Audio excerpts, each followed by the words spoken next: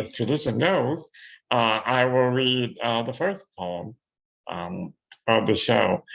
Usually I do something positive and uplifting, very anthemic, but I thought I'd switch it up today and do something a little raw and real, something that I recently wrote. This one's called Another Cry with the Dark. The dark has an insidious way of reminding me of my brokenness. Quietly, patiently, it sits right there, a black widow waiting for its prey, that small black hole right there.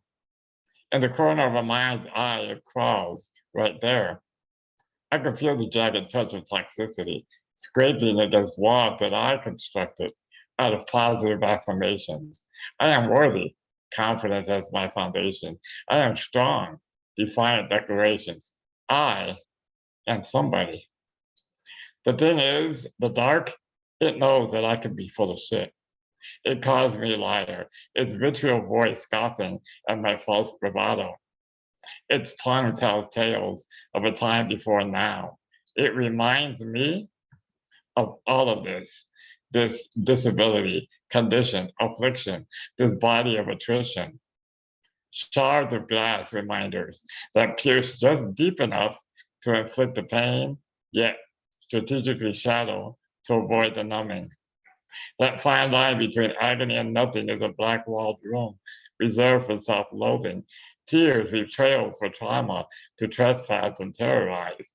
Anguish is a tongue that curses my creator.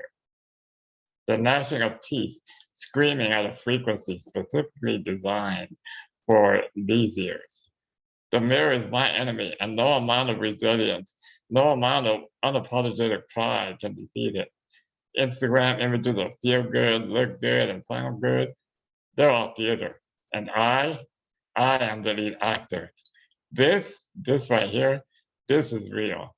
Documented footage of raw meat rotting on the pavement. Cover it with a tarp of emojis and thoughts and prayers so that it ceases to exist to you. This cross to bear is something I never asked for, yet it is my inheritance. Father, if it be possible, let this cup pass from me. Father, if it be possible, let this cup pass from me. Father, if it be possible, let this cup pass from me. Cries for help become puddles of pity. So here I am, raw and exposed, having another cry with the dark. Thank you. That was poem. All right, let's get on with the show, shall we? Our first poet of the night is a queer disabled writer and Best of the Net finalist. Their chaplet, Do Ex Diagnosi, was published in 2019, and their work has appeared in Lunch Ticket, Yes, Poetry, 8 Poems, Bridge 8, and St. Catherine Review, among others. Please give a warm welcome to Alexandra, Corinth. Thank you, Val. Hello, everyone. I have to shout out Val, Laura, our wonderful captionist, and our amazing interpreters. Thank you so much for making this possible. My name is Alexandra. My pronouns are they, them. For my audio description, I am a white femme presenting person. You can only see like the fringe of my curly brown hair. I'm wearing a blue and black headset. There is a wall hanging of like a misty forest. And then I have some fairy lights going around them. And then you can see that I'm coming to you live from my bed because it's just that kind of day. So I have 3 short poems for you. And I am one of those poets that's obnoxious and likes to provide some context before I read. So sorry, not sorry. The first poem I'm going to share is one that I've written very recently. My mother died about a year and a half ago, a little longer ago than that. And I recently traveled to Rocky Mountain National Park to recreate this photo that she took when I was 2 years old. She was sitting on this very specific rock on Bear Lake, and I felt compelled to do it, and so I did. So this poem is kind of about that experience. So at Bear Lake. Grit and moss collect between my fingers, drizzling rain like an afternoon forgiveness. 31 years ago, she was basking in the sun on a stone like this one, but not this one, not any of the ones we can find. And I was 2 years old, strapped to my father's back, the same father climbing down into a gully to take my picture. We are matching yellow against the pine tree majesty, pieces of a whole, pieces of one another, ephemeral. The lake is misty and unsettled.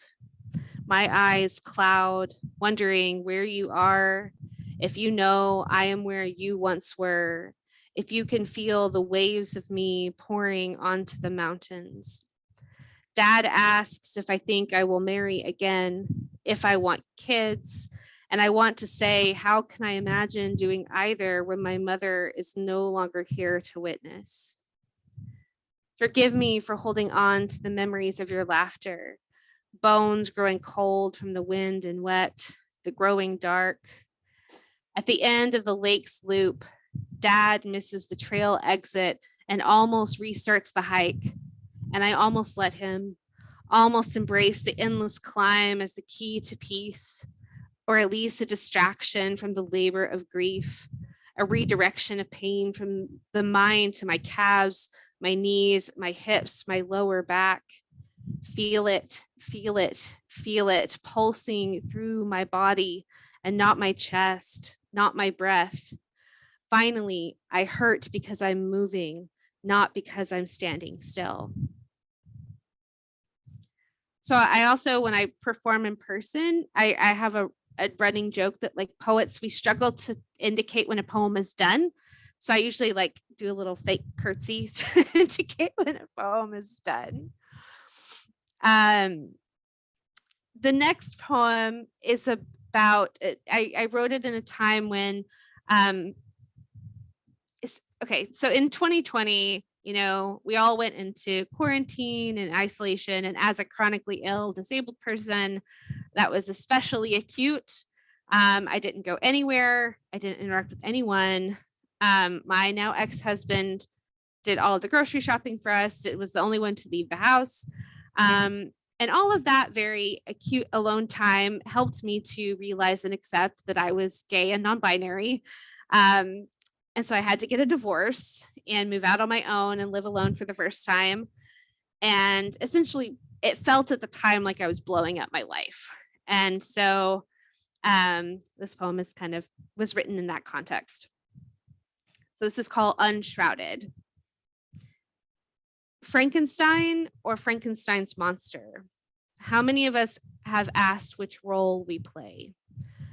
After the confession, first to myself, then to my therapist, then to him, I cried into my hands and watched them transform, watched them rot into unrecognizable flesh.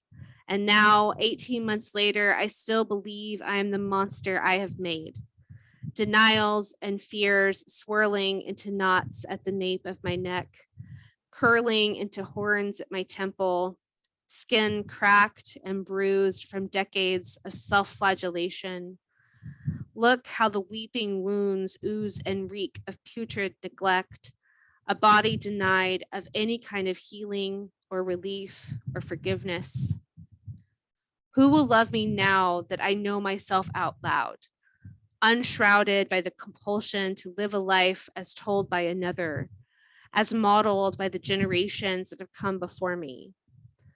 Who will see the scars and not see trouble, uncertainty? Who will touch me and not recoil, kiss me and not immediately know the history of my lips and their lies? I wish I could retreat into the mirror image of myself, the one trapped in glass and untouchable, devoid of feeling and blood, Perhaps there I might feel less like a burden unburied and more like a celebration of a weight lifted, honesty delivered, awakening. Weird curtsy. So the last poem, the title really, I think, gives you enough context.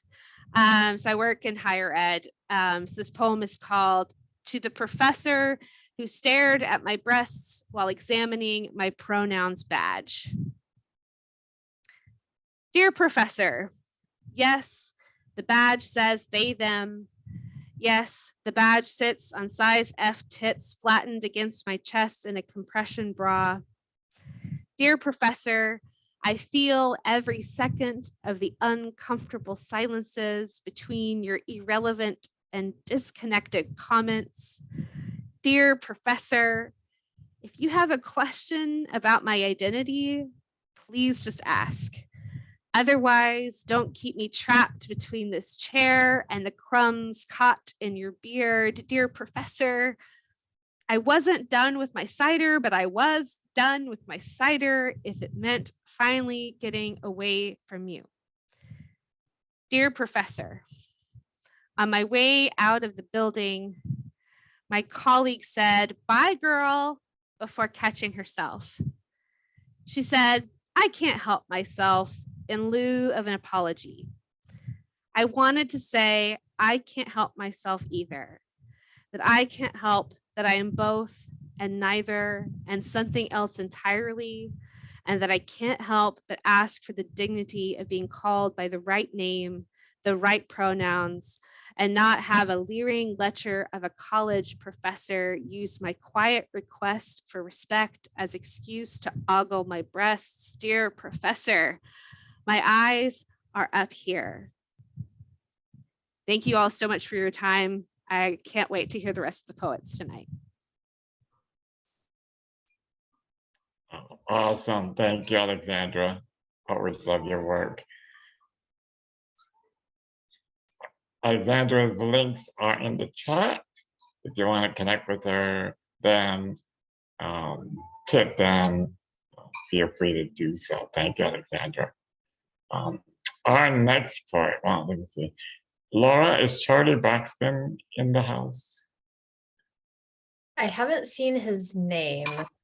So Charlie, if you're here under an alias, if you are undercover, show yourself. Otherwise, Yes. Otherwise, I'll wait a on. few seconds and then I'll just move on. Great. Okay. So we're on to our next performer. Our next poet is a 27-year-old author, radio show personality, and disability activist. Born with spastic dysplasia cerebral palsy, her goal is to share her stories with the world and help others with disabilities realize their potential. Please welcome Tylia Flores. Hi, everyone. My name's Tylia Flores. I go by she, her. I identify as demisexual. I recently came out to my family after 11 years of being in denial. And with that being said, I would like to share my poem that I wrote in the middle of COVID while I was battling all this stuff, and it's entitled Cage. So here it is. Cage by Tylia L. Flores. A chair that is built behind me, wheels that are in front of me, roads that are broken and toes that are bumpy. I'm reminded of my ability in this world because of ableism. The inability to understand full labels is beyond me. I can't make sense of it all, as I'm caged. By using the keyboard, I break free from this cage. As my thunder roars and my lightning shows, I remember that I'm braver and I'm stronger than what this world has to offer. And that is Cage. Thank you, everyone. And the background that I have is a picture of me when I was 15 years old and I first discovered that I was demisexual after attending drama classes, and I had to play a part of a demisexual girl by the name of Jessica with CP, and I identified with her. So thank you for allowing me to take part in this event. This is my first event identifying as demisexual, and you guys have been awesome. Thank you. Thank you, Tylia. Loved your poem. Tylia's information is in the chat. Please follow her and support her work. Our next poet is the author of the chapbooks Every Journal is a Plague Journal and Fire Sermons. She is the winner of the 2019 Keene Prize for Literature and Southern Indiana Review's 2018 Patricia Akis Award. Their work has been or will soon be featured in Poetry Daily, American Poetry Review, 32 Poems, Shenandoah, and elsewhere. They are the poetry editor of Press Pause Press and a PhD candidate at the University of Oregon. Please welcome Raye Hendrix. Hey y'all. You may have seen that one of my cats was crawling across as you were introducing me, so excellent timing on her part. This turn up. I'm a white non-binary person, feminine presenting, gray sweater, shoulder length reddish brown hair, and the background is my very dark bedroom with a lot of shit on the walls. That's too much stuff on my walls. I'm a little bit brain foggy today, so please forgive me if I stumble. We've had a lot of smoke on the West Coast and it's just gotten to me. So I have 3 poems for you. The first 2 are new, so that's fun, always exciting and scary to share new work. I am a neurodivergent person married to another neurodivergent person, and this poem is about that. It's called Love Poem with Executive Dysfunction, and it begins with a line from the Diary of Sylvia Plath, which says, "When I drink water, it is for you. If I brush my hair, if I brush my teeth, if I take a shower, if I wash my face with my cool blue soap, if I wash my face with only water, if I remember to eat a healthy breakfast, lunch, dinner, snack, if I remember to eat anything at all, if I drink something other than coffee, if I drink water, if I take all my medications, if I take all my medications on time, if I take even one of my medications, if I don't peel the skin from my fingers, if I don't bite my nails to shreds, if I don't gnaw my lower lip raw, if I go outside on a sunny day, if I get out of bed before noon, if I put on clean clothes, if I wake up on time for work, if I don't oversleep, if I don't push so hard, if I let myself rest, if I go to bed at a reasonable hour, if I get a decent amount of sleep, if I wake up, when I wake up, it is because you have done this for me too." Okay, thanks. Thank you, I appreciate that. Okay, this next poem is based on a true story. All of these are real dreams that I have, but it's titled, "A Man Asks Me If I Am Still Sick in My Dreams." I am running down the long, sterile highway of my high school. There's an emergency in the chem lab where my secret girlfriend is, but my legs are made of lead, feet sucked into the floor like it's quicksand, my body moving in slow motion while the danger speeds up, or there's a clear gray lake and I am in it, beneath it, staring up at the dark hull of a boat on the surface I try to swim to, but I don't move the water, or the water doesn't let me move, or I am sneaking from my childhood room again, sheets twisted to rope and knotted around the bed frame. But this time, when the wild coyotes swarm, I don't make it, but lately it's all about masks. I have forgotten mine, or I am the only one wearing one, though the latter is often actually true. The former, a luxury of carelessness my body won't allow.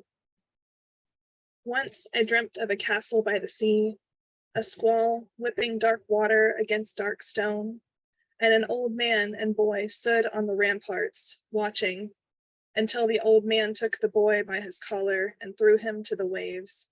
And though my body wasn't there, my mind followed him down, past the storm-roiled surface, deeper and deeper until the ocean embraced his small, still body like a mother, nesting it gently in the sand. And I watched for years, overnight, as skin and sinew dissolved until the boy was nothing but bones. And when I woke, I cried because I knew he was alone. Sometimes I watch the people I've seen die again, but this time I see my body in the room. Bent over them, I am changed from mourner to reaper, my hand on their heads a little softer side. But to tell you the truth, I don't really dream anymore unless I skip my meds. Be honest, have I answered your question? That's that poem. Thank you. Yeah, thank you to the ASL interpreter, Elijah. You're awesome. I keep wanting to watch you instead of reading my poems, so thank you. This final poem is older, but it involves, I want to give a trigger warning for suicide and suicidal ideation that involves medication abuse. So I just wanted to throw that out there so everyone knows how to take care of themselves the way that they need to. Okay, ideation.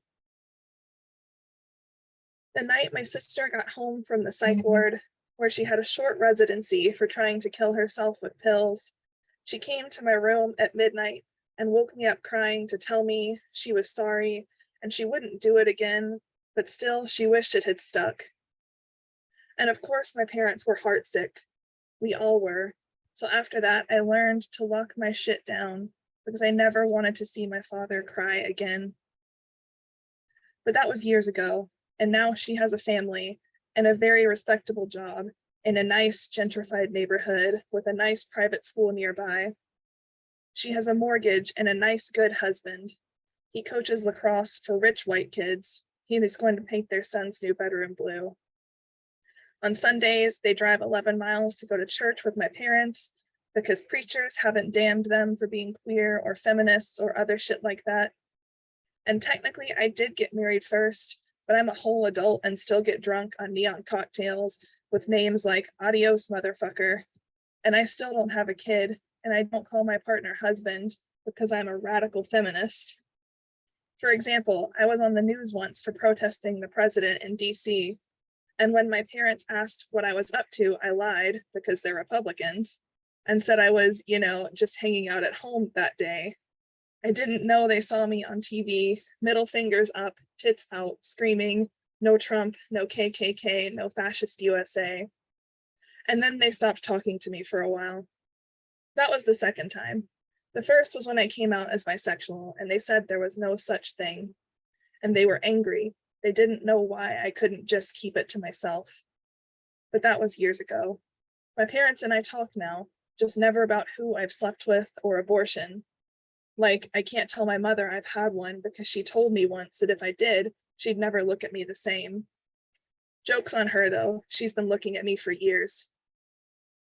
So anyway, my sister has a kid on purpose and a mortgage, and she actively fucks with the Lord. And here's the cosmic joke. Now it's me who's suicidal, but not because I'm sad and don't fuck with the Lord. I mean, okay, I'm always a little sad, but that's why I take a shitload of antipsychotics and sometimes tell my friends I'm crazy, but I'm not sure they get it. I mean, I'm really capital C crazy. But like I said, I learned a long time ago how to lock my shit down. So it's not their fault for not believing it's true. Anyway, listen, I'm not suicidal because I'm sad, and I'm not actually going to kill myself because I don't have time. I have work tomorrow and a lot of laundry that isn't going to not wash itself, and Netflix to watch, etc. What makes me want to die is the world. Not how bad it can be, but how good it can be. I mean, look at this place. Really look at it. There's a building with windows that reflect the sunset when the sun sets. There's the brand new Nissan Altima with 28 city, 39 highway miles per gallon. There's a pretty cool tree.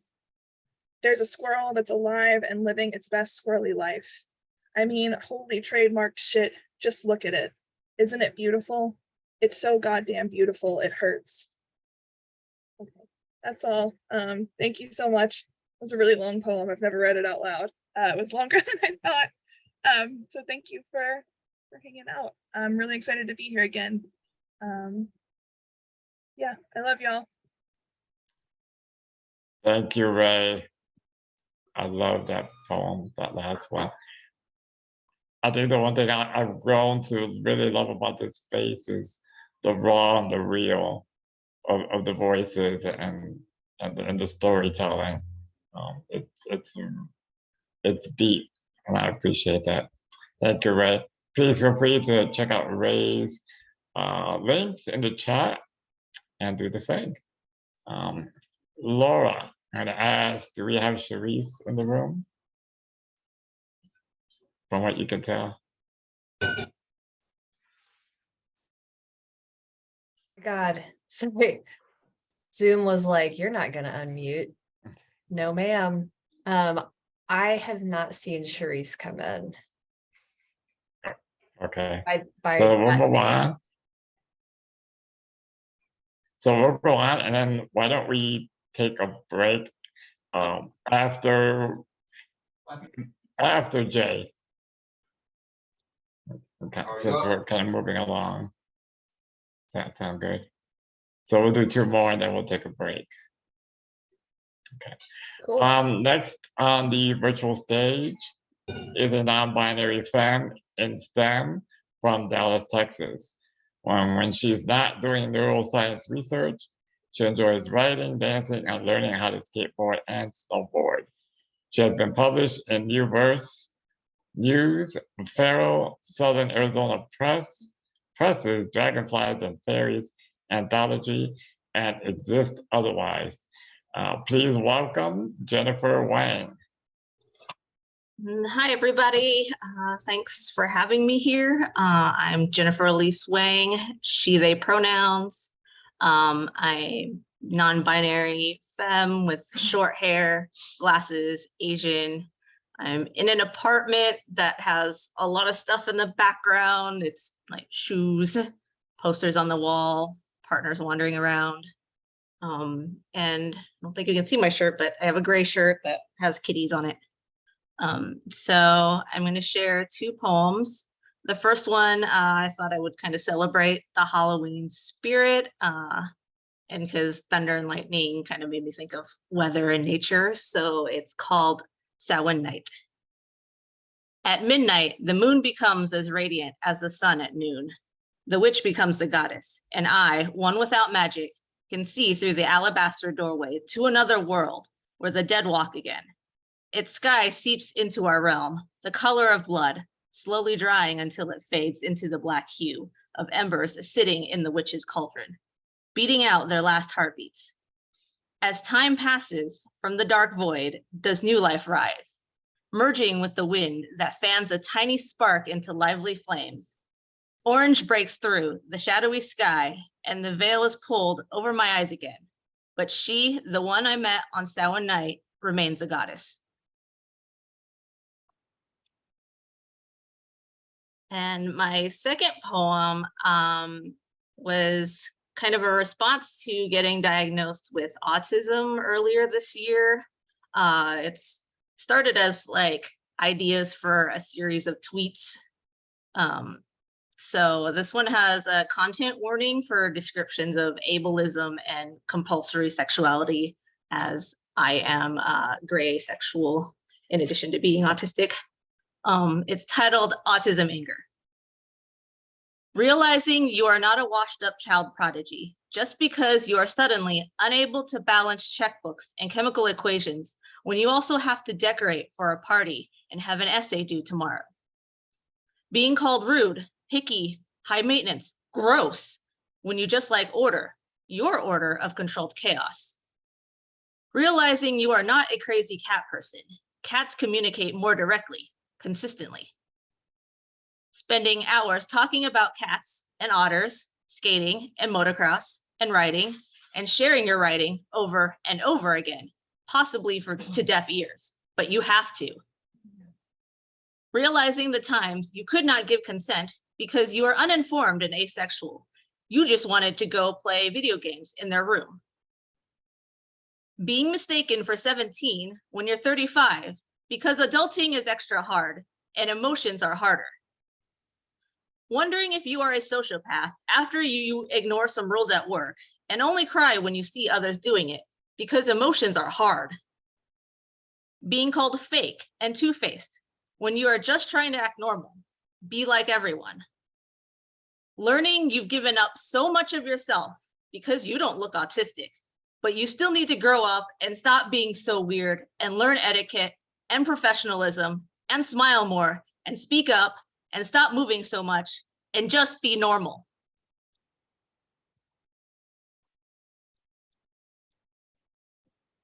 Yeah, thanks. Thank you all for having me and for listening to my work. Thank you, Jennifer. Appreciate it. Beautiful poetry. We will go with one more poet and then we will take a break. So our next poet, is a queer, disabled, chronically ill poet who has been writing poems since the fall of 2021 and is happy to collaborate with others on art and activism projects. She was recently first published in Outright DC 2022. Her friend, Catherine Spring, her, will be reading on her behalf. So let's welcome Catherine Spring reading the work of Jay Lamoureux. Hi, everyone. Jay has asked me to post a link to a Google Doc for those of you who want to read and follow along with Jay's poems as I read them. I'm posting that into chat now. For the audio description of my appearance, I am a white person with very short brown hair. I'm wearing a black turtleneck. I am sitting against a light blue pillow, and in the background is a wall of brown wood paneling. The title of the first poem is Peak Project. Sanctify, then torch the notion that right makes binding, that a law so strict can't be turned inside out by circumstance. Shield your soul from absolutes, wrestle free from every natural trap of repeating what worked before. The title of the next poem is Brewer's Song. I am the eldest in the fire-coated guild of stars. I am the trench walker shirking empty vessels, kicking brine-laden glass bottles, shimmering tears to steam in the flames. Death will only come to you once.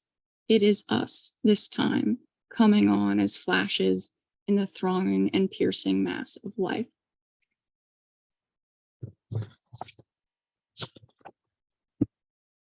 The title of the last poem I will be reading is Dark Beady Eyes, Are You Me?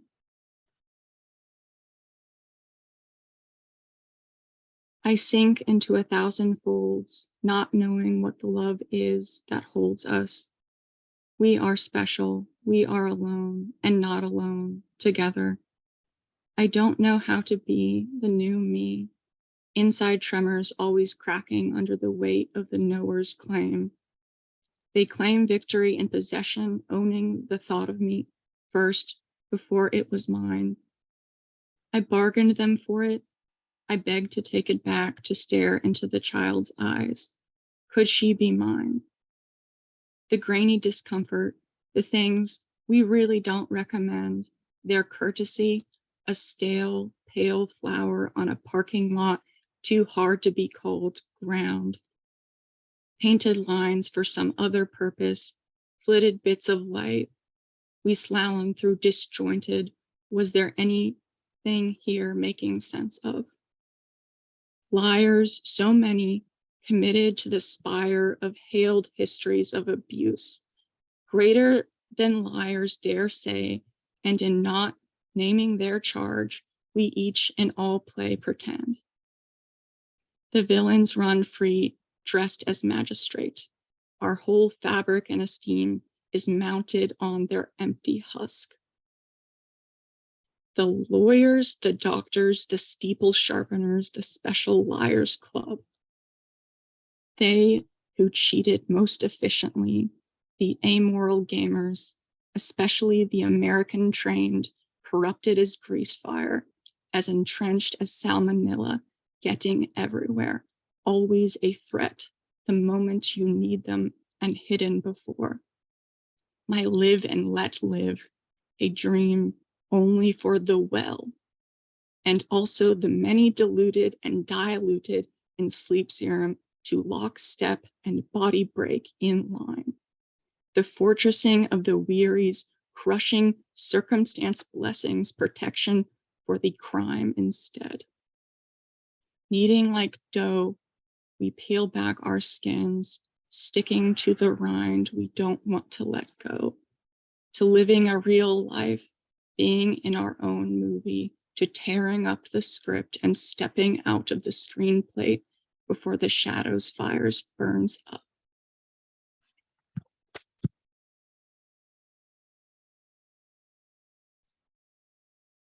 Thank you, Catherine, for reading Jay's poetry. I love Jay's poetry. Thank you for being here, Jay, and for having your work shared with all of us. Wonderful. We're going to take a break, about 5 minutes. So if you need to get up and stretch or use the restroom or what have you, feel free, and we'll be back in 5. I think DJ Laura is going to play a tune for us. So take it away, Laura.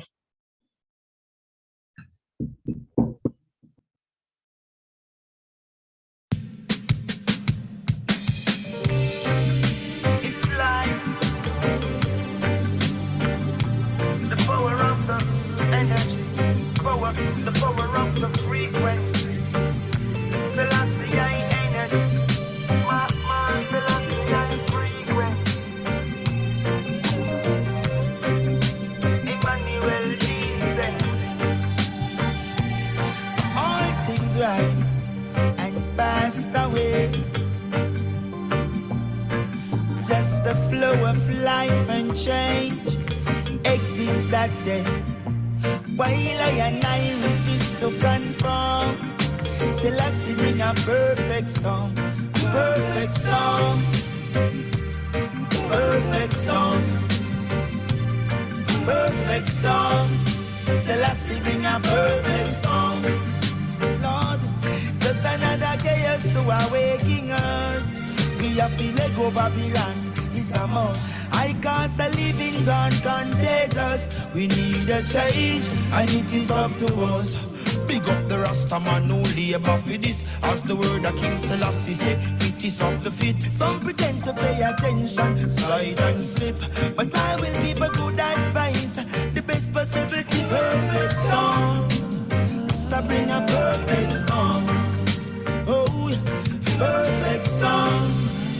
I bring a perfect storm.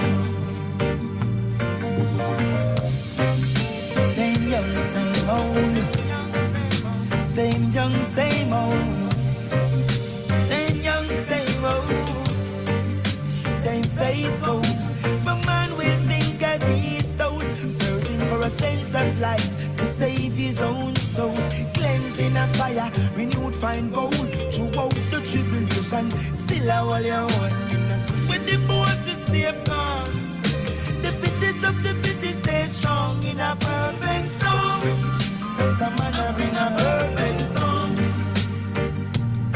Perfect storm.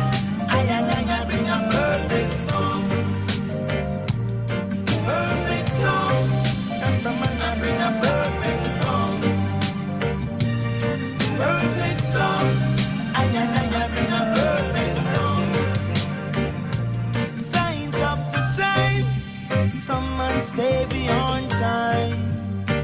Some born to live, some live to die.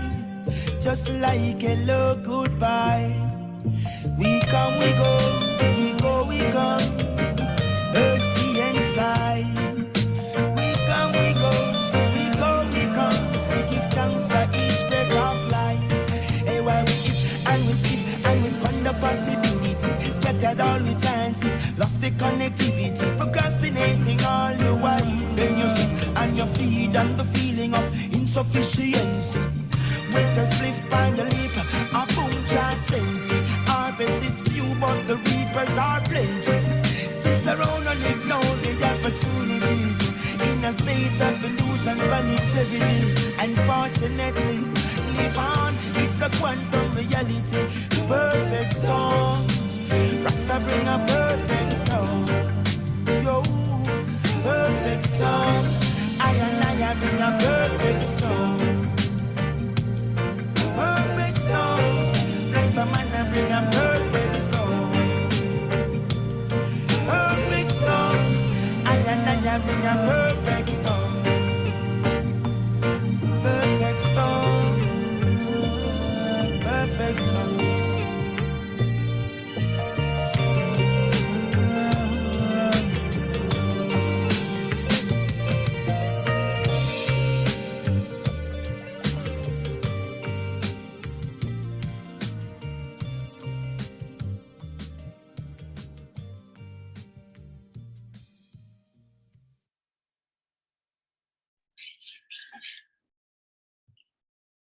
All right, we'll get started in a minute here. Let everybody get gathered back in.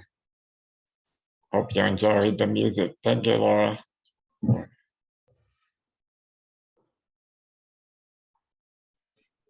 Great picks, Val. As always. Thank you.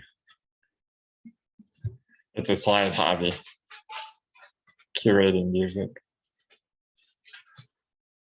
Yeah, I mean, we've only had a handful of songs, but they've all been great.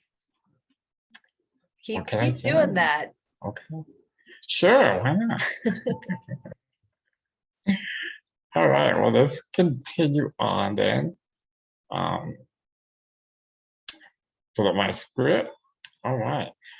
Our next poet is a queer Chicanx autistic illustrator, science communicator, and habitual drag artist.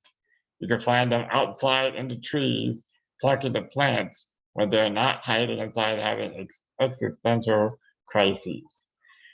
Please welcome to the virtual stage, Natch Azur. Hi. Will it be fine like this? Without showing my face? You're good, yes, that's fine. My profile picture is a hat with Otome paintings on it and a mask with similar Otome creatures. And I'm tipping my hat in like a cowboy fashion with a vibrant green door with blue panels behind me. Both of my poems are about being autistic. The first one is called Autism Silenced. Let's find a cure for daydreams, runaway imaginations. Let's find a cure for fascination, for being not or too outspoken. Let's find a cure for curious minds, for questions unafraid, for taking pleasure at a task again and yet again and yet again. And let's find a cure for repetition, for practice and obsession, for single-minded focus, attention, detail, and unobstructed passion. Let's find a cure for twitchy hands, for twitchy fingers find things to make, to write, to do, to pick and share and climb.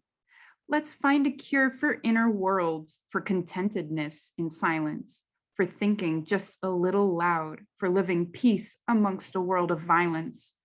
Let's find a cure for different thoughts and different minds, for talking not enough or too much in simple pleasures find, and different hands and different feet, and different mouths that cannot keep still, for different smiles, all too bright, but unfulfilled, for different eyes that cannot read the differences they find between. All these faces cannot see that smile in their brain.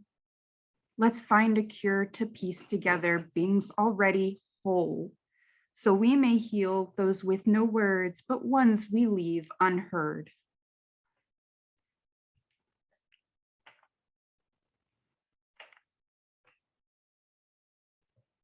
My second poem is called Changeling, based around the myth of the changeling, which supposedly has origins in talking about autistic children who were eerily silent or in some way considered weird and were believed to have been taken by the Fae and replaced. The child my parents wanted has never set foot in their home. I was stolen away by this magic called autism, a magic they cannot understand, a magic they do not believe in. They tell me I am cursed, but when I find my home, amongst the quiet woods, the endless prairie, the solid shore, I am free, and I dance with my hands, I cast spells. My cat. And I dance with my magic. I cast spells with my hands. I sing tunes they cannot understand, and I do it over and over and over again. I am not my parents' child. My parents' child never was. I am a fairy. I steal the names they gave their child, and I give myself my own. Diseased is now dancer. Cursed is now enchanted. Burden is now breaker. Inhuman is now supernatural.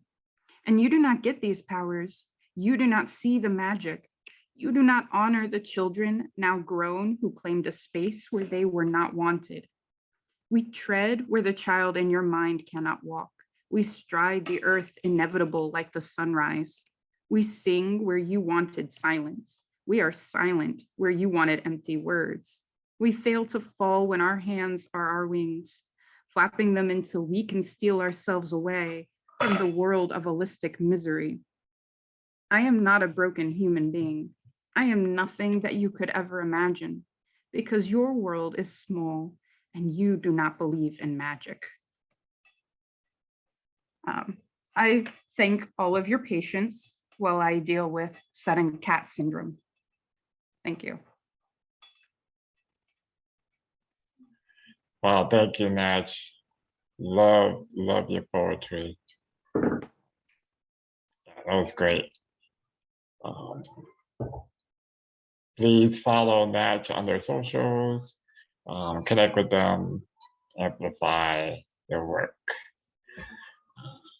Our next performer is a writer, scholar with a BA in English from UC Berkeley and an MFA in creative writing from Mills College.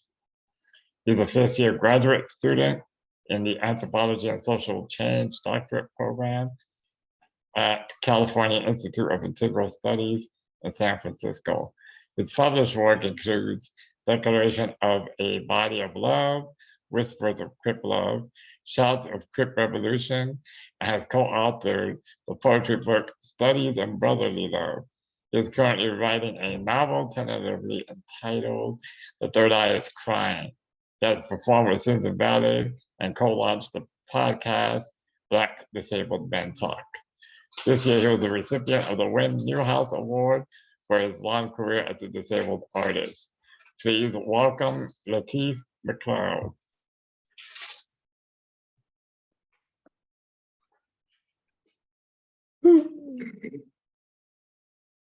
Hi, everyone. I am Lateef McLeod, he and him pronouns. An image description of myself. I am a Black man with cerebral palsy, and I am wearing a light blue pad shirt, and I am in a promobile wheelchair. Behind me is the window to downtown Oakland. It is great to be here to read my poems. The poems I will read today are Why Are You Scared of Me? The American Empire, and Too Pretty for Some Ugly Laws.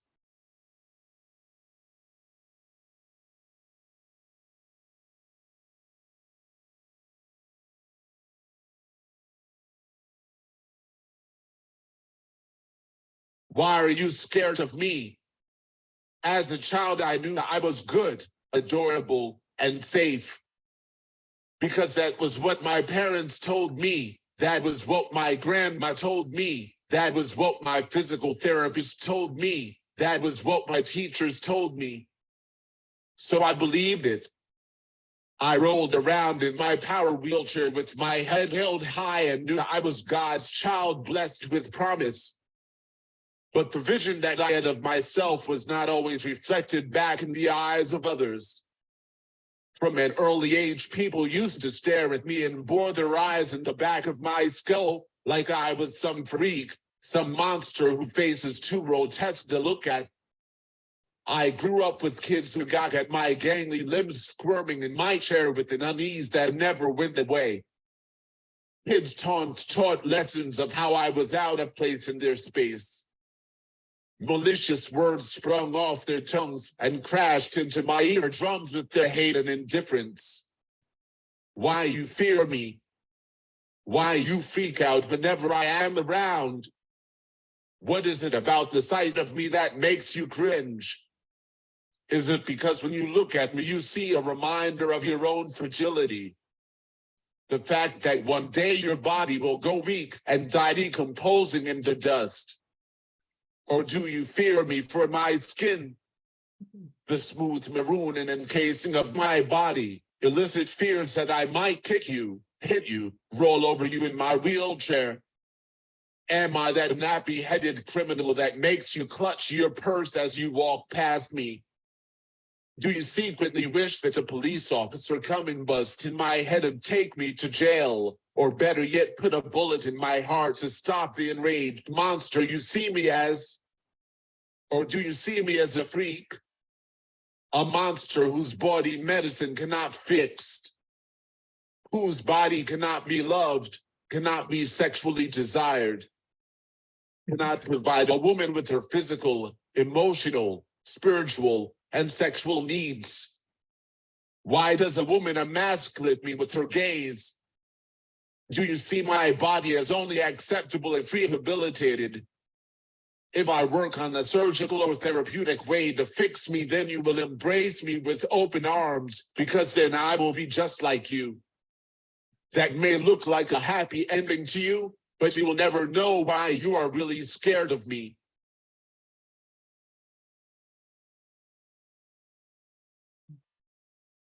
The American Empire is not your friend. It is not sweet apple pie, smiling big bucks and blondes, and non-stop football and baseball games. It is not democracy, freedom, Christian, the supreme example of culture to the world. The American Empire does not care for you or about you, only cares about your 1% overlords. The ones that stick a foot on your back of your neck and then slams it deep into a pile of shit until the shit wafts up your nose and overwhelms you. You taste the shit and then puke the shit until you cannot help but swallow the shit and liking the shit. The American Empire is your pimp. It has you on your capitalist track since your first paycheck. It taught you how to produce from your broken body for its benefit. You thank it when it rips you from your wife and child to suck your soul clean as you wallow in some office cubicle. It puts my crippled body on the track too. Just gives me less money than you. Because it cannot manipulate my body as well as it does yours. Cannot make me the narrow nose, pale-skinned, straight-haired man who can walk and talk normally. Who it can put in the front reception desk when the guests come to visit. Defectives like me must be dealt with. The American Empire used to lock me up with a hospital gown and leather restraints. No one cared if I shitted myself as long as my stench was under lock and key away from the main public's noses. I am not useful as you. Your body looks good for some nice army fatigues. With some physical training that could send you to Afghanistan with a gun in your hand and a hateful song in your heart. You can have an integral part to break other proud and brown bodies to the power of its will. The American empire is not our friend. It will break us down bone by bone, muscle by muscle, until nothing is left.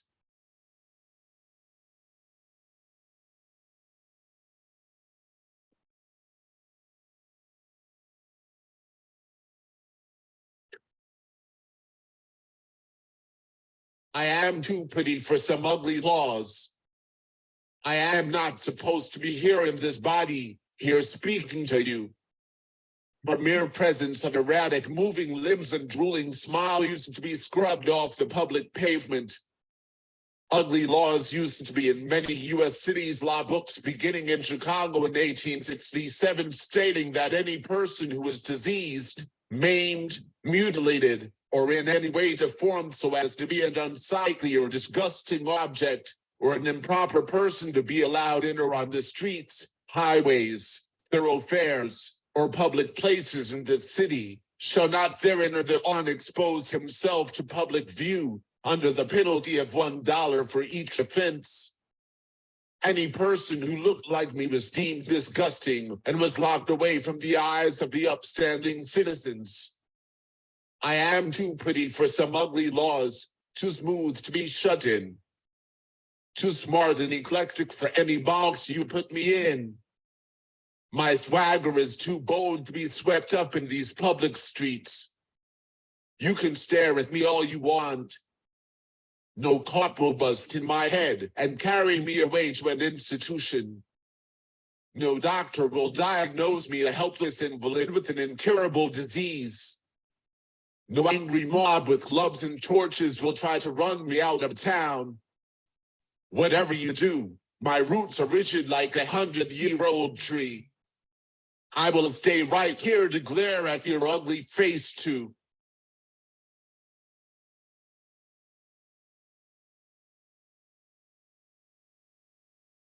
Those are all my poetry. Thank you. Thank you, Latif. I love that poem. The American Empire is your pimp. I love that too. Awesome. Thank you, Latif. Follow Latif on the socials and check out his work. Next up is a quick poet, trans activist, and photographer living in Tucson, Arizona. In a recent collection, they wrote, "My work pieces together a narrative of queerness. My body was built for the in-between spaces, and I am an expression of that." They're dedicated to monthly obsessions like new bird feeders and denim overalls. Please welcome Aura Valdez. Hello, thank you. I just had to plug in my headset. Yes, my name is Aura Valdez. I am living here in Tucson, Arizona. I will give a quick, beautiful, amazing description of where I am and who I am. I am a light-skinned brown person. I have facial hair. I'm wearing a dark hat, well, flipped up hat right now. I am wearing a black t-shirt that says something wonderful. It says "Regalize Trans." And behind me is a yellow wall with some pictures, and an orange hanging tapestry is actually behind me also. Yeah, someone mentioned brain fog. My brain fog is pretty rampant today, so everyone bear with me. I feel like I'm forgetting something, but it'll come back to me. Yes, so I have been writing poetry for a long time, and I wanted to pick out something that was a little bit older And I scrolled through my books and I realized that this poem is almost 20 years old. And sometimes when I look back on my things, I realize that things sort of mean different. Yeah, they mean different things to me at different times. And to be honest, I can't remember who I wrote this about, but it definitely resonates at different stages, I feel like, in my life. So maybe it's not exactly as important about who it was about, but who I am as I continue to move through it. So yes, this is called Love's Great Divide. When I think of love, I dream of the Great Divide, that highway between you and I, brazen black tar paved down the bed sheets, our sweat and our skin never touching each other, hands busy in the puzzle of passion's great release, the tease and the touch, our little death over and over again. You with the pictures, me with the words, dizzying eyes and arms, all searching for the truth within these walls. The silence creating a soft skin. It is like a scar around our changing bodies. And fast forward to the now.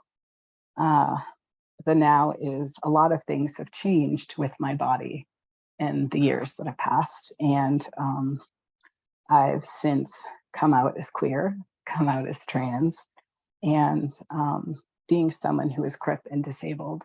And a lot of those things have sort of unfolded and have not always been as smooth and easy to disclose and to sort of come full circle and have peace with. So I've been thinking about how they sync together, being what I call a medical queer and going into establishments that are definitely not built for me or built within systems that that kind of saw me coming. So I like to take up space. This is a lot of questions. Medical queer. What means interrupt? What means posterior? What means hemisphere? What means sit? What means queer? What means fast? What means medication? What means spike? What means drowsy? What means amount, abundant? What means abnormal? What means queer? Thank you very much. And thank you also to the people that curated this space, that make spaces like this so magical, accessible, and I'm just feeling very grateful. Thank you. Thank you, Aura. Love your poem. There's no way I would believe that you have a poem that's 20 years old. That's awesome. That's awesome. Thank you for sharing your work. Please follow Aura on their socials, amplify their work, and let's go on. Our next poem is an autistic queer white Jew. They're a pushcart-nominated poet and a degreeless college dropout. If you're a collector of special interest badges, love literary mashups, or are in search of prayers inside pomegranate seeds, their poetry may be for you. You can find their work in Taco Bell Quarterly, Autonomous Press, QDA, a queer disability anthology, Pandemic Publications, Rejection Letters, Scissors and Speckle, and much more. Please welcome Lucas Shirk. Hi. It's actually pronounced Shelk. A good way to remember how to pronounce it. Oh, no worries, no worries. Is just imagine an elk going shh and reverse it. And that's how you pronounce my last name. So I just have two things. Image description. I have the background of my book cover, A Prayer for a Non-Religious Autistic, as like the background, with the exception of like this little heart thing on half of it where my adorable little face is in. And pretty much description of me. I'm a white person with like shoulder length brunette hair with bangs. And I have some trigger warnings for this piece that include anti-Semitism, mass shooting mention, substance use, disordered eating, and self-harm mention, but no details. And the piece that I am reading is Guess Who Ate the Challah Before They Were Supposed to. It's a piece inspired by my Jewish journey and also by a section of my Reform Siddur. I give thanks to the one with many names who made me explore Judaism after my cat Juno was moved to a new home. I give thanks to the one with many names who made me eat challah prematurely at my first Shabbat service. I give thanks to the one with many names who made me soothed from prayer repetition. I give thanks to the one with many names who made me emotionally wrecked from Lecha Dodi sung to the tune of Leonard Cohen's Hallelujah. I give thanks to the one with many names who made me overwhelmed when handed a Siddur without transliterated Hebrew. I give thanks to the one with many names who made me experience caffeine withdrawal during my first Rosh Hashanah. I give thanks to the one with many names who made me get into Star Trek because of Leonard Nimoy's Jewish influence on Spock.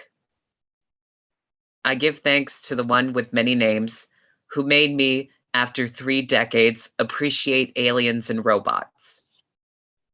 I give thanks to the one with many names who made me ignorantly mention an abandoned mezuzah to a new roommate.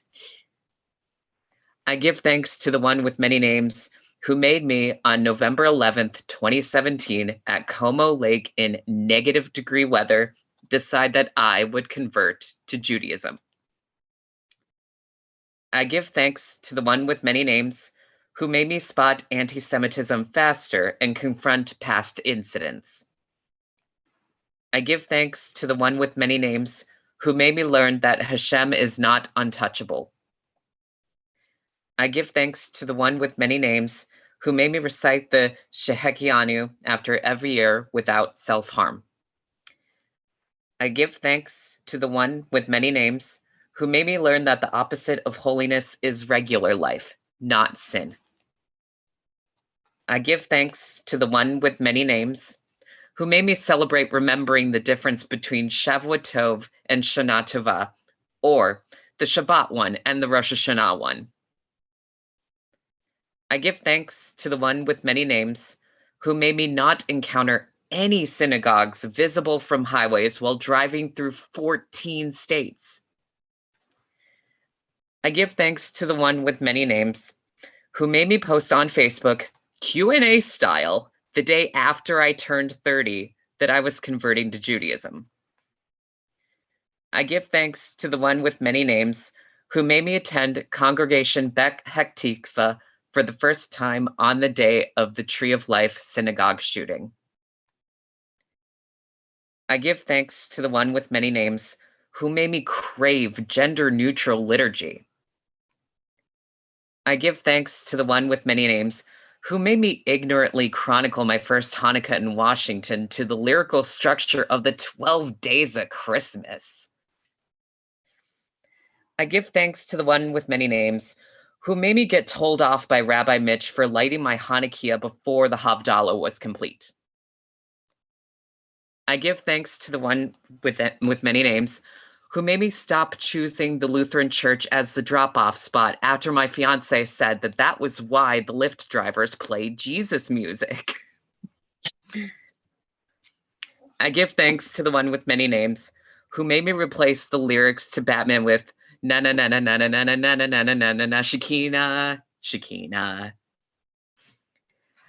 I give thanks to the one with many names who made me persevere when my Passover PTO request at work was denied.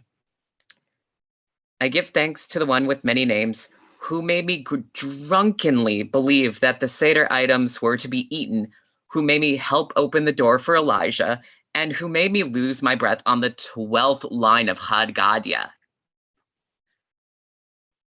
I give thanks to the one with many names who made me list Tu B'Shvat and Shavuot as my favorite holidays. I give thanks to the one with many names who made me have so much anxiety about whether to fast that I almost skipped my first Yom Kippur service. I give thanks to the one with many names who made me refer to unrolling the Torah scroll as the year's greatest hits.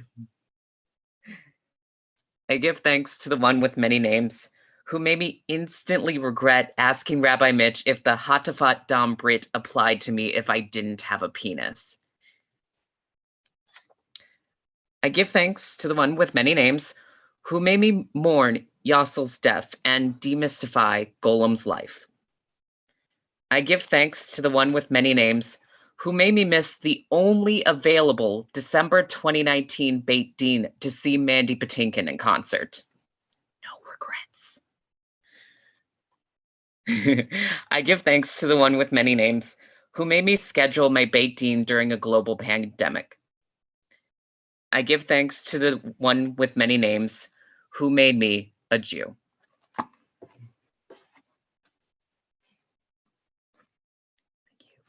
Thank you. Thank you, Lucas. Thank you for coming back and sharing your work and for correcting me on your name. I knew I was going to do that. Thank you, Lucas. Check out Lucas's work. Follow them on their socials. Our next poet is an Indigenous Central American two-spirit queer, two-time cancer surviving, different-abled, multidisciplinary creative dedicated to highlighting injustices toward the QT BIPOC community. After earning bachelor's and master's in mental health focuses, they have led authentic healing circles and various workshops on mental health awareness and highlighting healing through expressive arts like writing and storytelling. They are a humble member of various local organizations and movement projects dedicated to empowering and enhancing our community. Please welcome to our virtual stage, Sweet Cole Zamorano Chavez.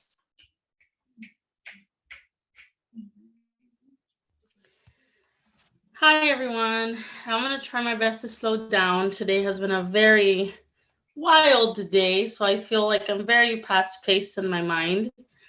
I'm going to put a link in the chat if anyone would like to follow along. Some of my poems don't have all English, so for context, if you need it, sorry, interpreters. The first one I'm going to read, VD. So, video description, I'm a light-skinned Indigenous person with my hair up in a bun. I have this band thing holding my hair together. I have a black tank and some really cool handcrafted machete earrings. I can't really see them in the image, but it says Jason and it has a little bit of blood. I'm a horror fan, sorry. I thought it was, Halloween-y some. And sorry if it offends anyone. I didn't think about it honestly beforehand, so I apologize for not thinking about that before. My background has a white door, a cream color background, and a shelf full of a bunch of art stuff I'm working on, and a window with the shades, white shades closed. Okay, so I did put the thing in the link in the chat.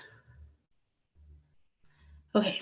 So the first one is called Mango and Pumpkin Spice. I'm trying to see if there's any trigger warnings for this one. I don't think so. No, I don't think so. Maybe some bullying. Okay. Woke up late for school again. Feeling femme today. I have to remind myself I can be pretty without the makeup. Una falda, 3 fingertips above my scraped knee will have to do. Pulling down the edges as I slink over to a bench outside the gym. A pair of soft hands block out the light. I never have to guess who, because your mango cream perfumes the atmosphere, always giving you away. Walking to homeroom, someone pushes past, pushing a neon yellow flyer into my hand.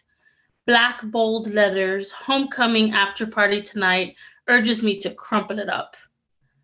Mango snatches it before I can, reading all the details. Of course, it's at a popular kid's house, but she wants to go anyway. The first bell rings and she glides down the science wing, leaving a smooch of dulzura on my left cheek. La aroma is overpowered by a waft of pumpkin spice. Before I can escape to the main hallway, I'm trapped. Eye to eye with Queen Bee in her hive, I am braced for impact.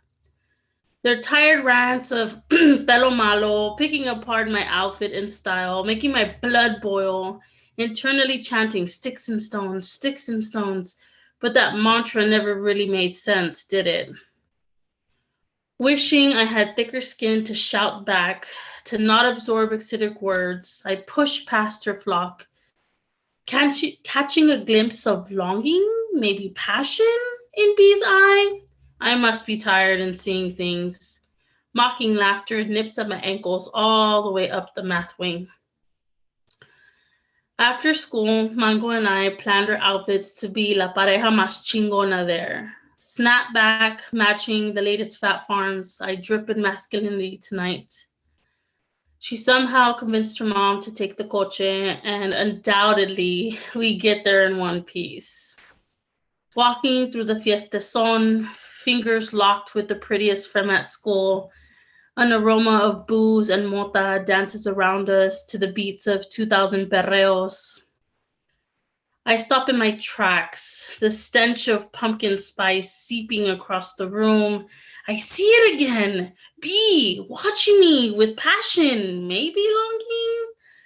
When she realizes I clocked her, those eyes transformed, filled with loathing. Voice just across the room, buzzing. What the hell is that freak doing here? Scoffing at my baggy shorts and jersey, I brush past her to the kitchen for some hypnotic bombs. Wishing I had the courage to call you out, lay it flat.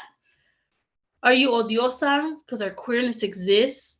Or is it that she's not you?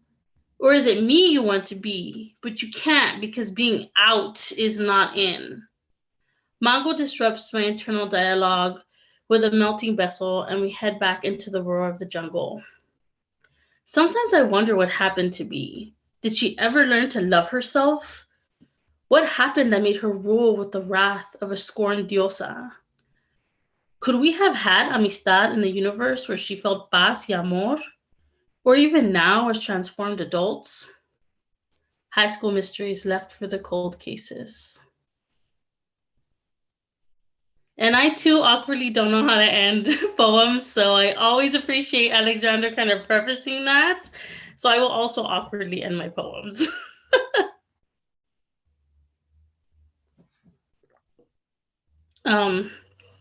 So thank you for bearing with me with all the Spanish. This next one, which I love, I don't regret at all.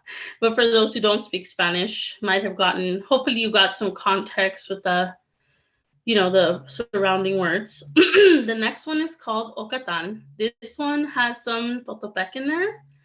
I would be very surprised if anybody knows it. It's my indigenous language, so hopefully you enjoy this one. It's not all in Totopec, don't worry. Oh, some trigger warnings for this one. Death, grief, loss. I saw a horse die on TV today. Without even realizing it, there was a river flowing down my face. I couldn't process why I wouldn't stop. Then I realized I felt shame from jealousy of the person taking care of the horse, the Ocatan, making sure they didn't suffer. I never had the chance to do that for my Ocatan. I never had the luxury to say goodbye to her, thanking her for all the times they kept my bare feet safe from walking about the unsmooth paths in the forest, through the rough montes, over the high grass hilltops, around the stubbled mountain edges. I never expressed with Mapo my appreciation as an adult for how they safely got me to the city and back 5 days a week. I never gave her a proper pantrilot ritual. when she joined the Onesh, the ancestors of my people. While my heart was breaking, I wept even deeper, realizing I haven't healed through the trauma of being distanced from a fundamental bond. But even more so, that I couldn't talk about it with anyone here in this mostly colonized space. Would anyone understand why I was melting over a horse?